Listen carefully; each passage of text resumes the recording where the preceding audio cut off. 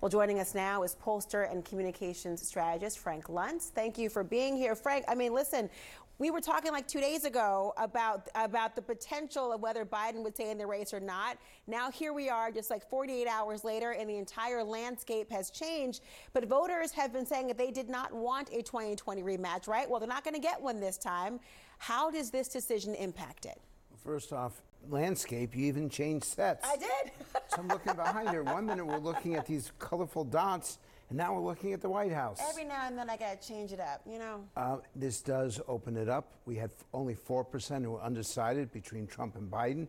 Now, as you look at those numbers, the undecideds have increased. The states that matter are still the same states: Pennsylvania, Wisconsin, Michigan. The voter equation to actually get to those states has changed. Republicans are still doing surprisingly well among working class voters, people who live paycheck to paycheck, but clearly the African American vote is going to increase, the female vote's going to increase. For Harris, if I were advising her, I'd say focus on women 18 to 34, that Biden was not doing well among them because he didn't relate to them and they couldn't relate to him. They can absolutely relate to her. That's her advantage. Her disadvantage is being in charge of immigration. And you're going to hear that the Democrats are going to say that's an unfair charge, but it was her responsibility. Well, it's an unfair charge. Obviously, just to make the point, fine. Successive presidential administrations have not been able to, quote unquote, solve the problem of immigration, but voters see things very differently at times. And that's what's key. And I recognize the Congresswoman's passion and intensity. And that's something that did not exist during the Biden campaign. And we're going to see a lot of that. But in the end, it's not their passion, it's what voters learn. So the question then becomes, can you name a specific success of this vice president? And she does care. I agree with that. I understand that. But her caring is different than the voters knowing that she cares.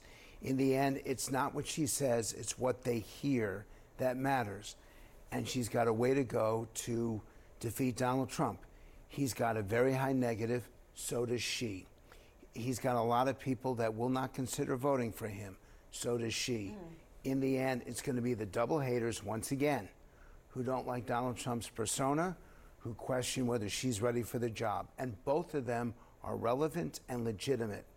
And it's going to be important for people like me not to put my finger on the scale, but to acknowledge what's really there. With him, it's his persona and some of his policies. With her, it's some of her policies rather than her persona. And you know what Trump's going to do. All these ads of her laughing at interviews or her not knowing her brief. And for her, she's going to show Trump at his most anti-female responses and his most angry responses.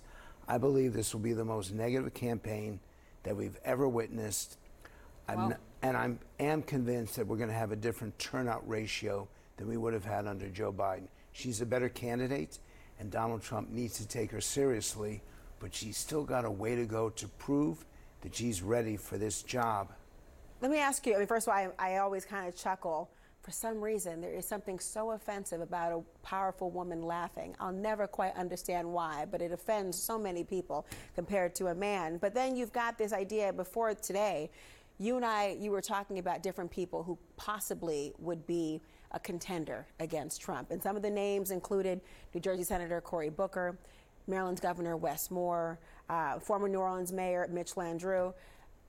It is an endorsement by Biden, though, for his Vice President Kamala Harris.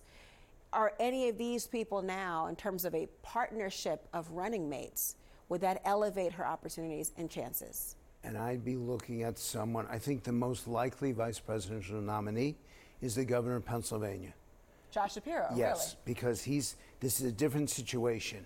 If she's the nominee, he makes perfect sense. Why? Because that brings Pennsylvania. Josh Shapiro is popular in the state. That's one of the 3 states. And he understands the industrial Midwest just as J.D. Vance. J.D. Vance, thank you.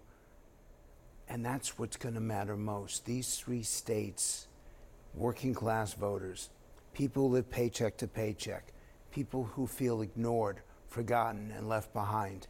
And It's going to be which one, either Trump or Harris, can better connect themselves personally to the struggles that these people are having, and it's real. 25% of them do live paycheck to paycheck, and it's unclear. I can't tell you as a pollster who's going to win this. I could have told you this 3 days ago, 2 days ago. I'm now as befuddled as everyone else, but I can promise you that the person who wins those 3 states is the person who's absolutely elected, and that working class paycheck to paycheck voter is the one who's going to make the difference.